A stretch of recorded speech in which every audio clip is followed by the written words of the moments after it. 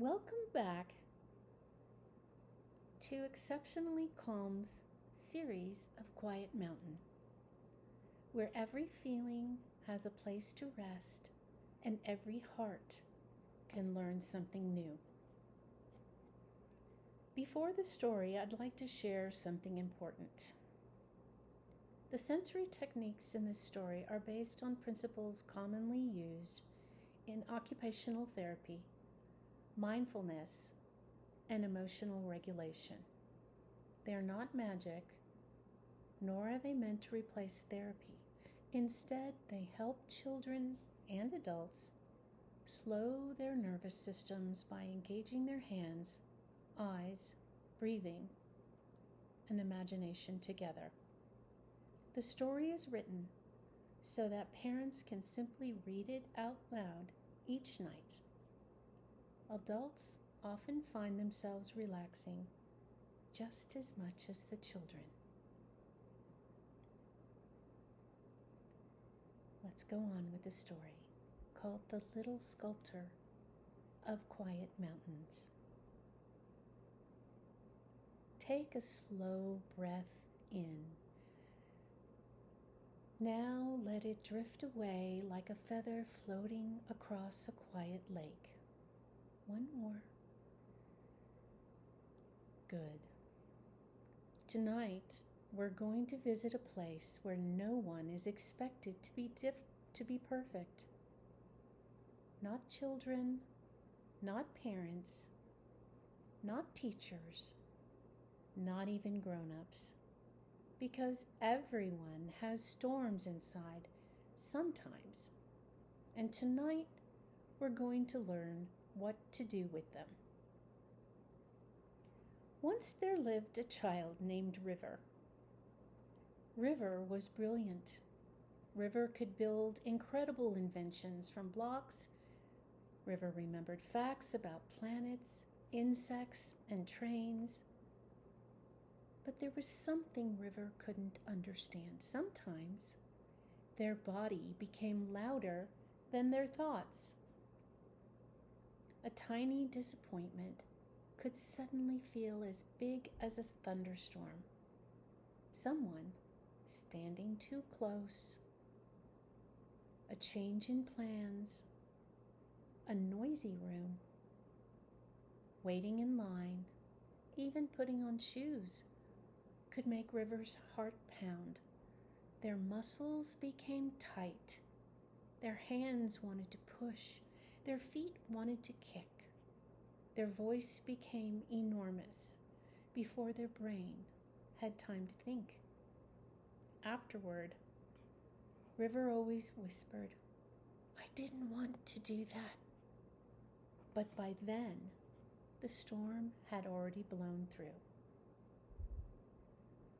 One evening, River met someone unusual. An old artist who lived at the edge of Quiet Mountain.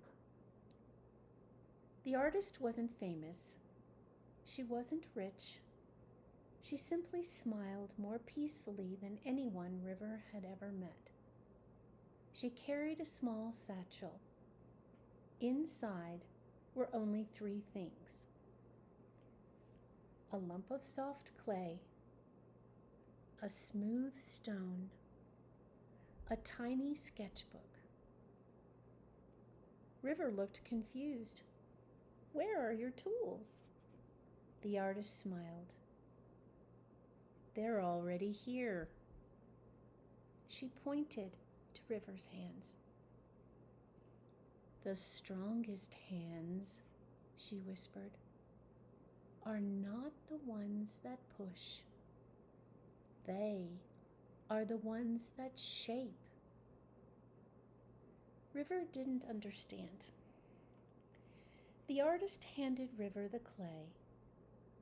"Close your eyes." River squeezed it. "It feels warm." "Good." "Squeeze again." River did. "Notice something?" "My shoulders moved. They relaxed." The artist nodded. Your hands just spoke to your brain. River blinked. My hands can talk? They've always been talking. Your brain simply forgot how to listen. The artist explained something very strange. Every feeling wants a place to go. Fear, anger, excitement, frustration. If they stay trapped inside your body, they begin pushing outward, sometimes with yelling, sometimes with hitting, sometimes with tears. But if your hands give those feelings a job, your brain becomes curious instead of frightened. River rolled the clay. Nothing magic happened, except their breathing became slower. Let's make today's frustration. River frowned. What does frustration look like? There is no wrong answer. River pinched the clay into a crooked mountain covered with spikes. The artist smiled. Excellent. What is it? My math worksheet. Both of them laughed. The laugh made the mountain seem smaller. Now, said the artist, what would happen if your mountain could change? River pressed one spike, then another, and soon the sharp mountain became rolling hills, then a turtle, then a sleeping bear, then a tiny heart. River stared.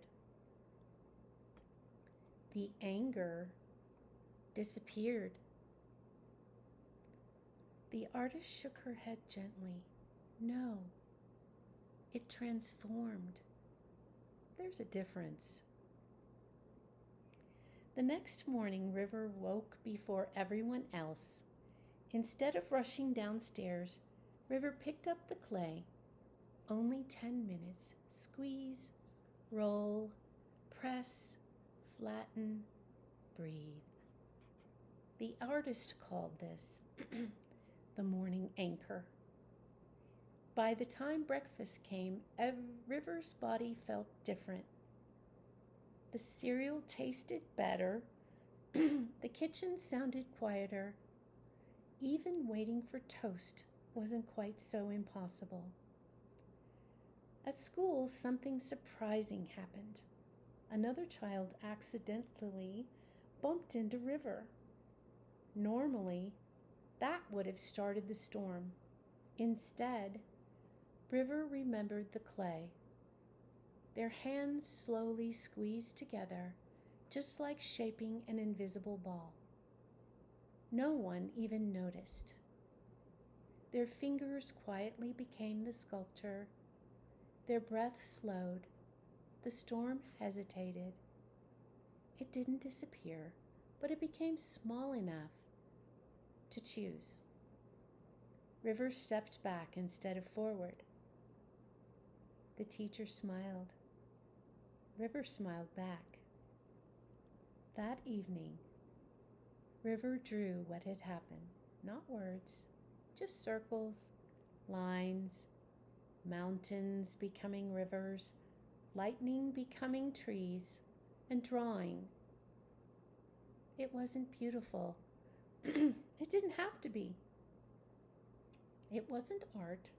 It was communication. River had given the storm somewhere safe to live. Weeks passed. The storm still visited. Storms always visit everyone, even grown-ups. The difference was River no longer believed they were the storm. They were simply the sculptor. And sculptors always have another chance to shape tomorrow. A secret for grown-ups. If you're listening with someone you love, this part is for you. When tomorrow feels heavy, before reaching for your phone, take 10 minutes, hold clay, or knead bread dough, or sketch circles, or simply trace patterns on paper. Your hands are ancient teachers. They remind your nervous system that you're safe, that thoughts can become shapes, that feelings can move instead of staying trapped. The goal isn't making beautiful art. The goal is making space. Because calm is something we practice, not something we wait to feel. As River drifted asleep, they imagined every worry becoming soft clay, every fear becoming a gentle river, every angry thought becoming something they could reshape tomorrow. The moon smiled, the mountains grew quiet, and somewhere an old artist whispered, "The strongest hands are never the ones that strike. They are the ones that create." Good night, little sculptor. Tomorrow, your hands will remember the way.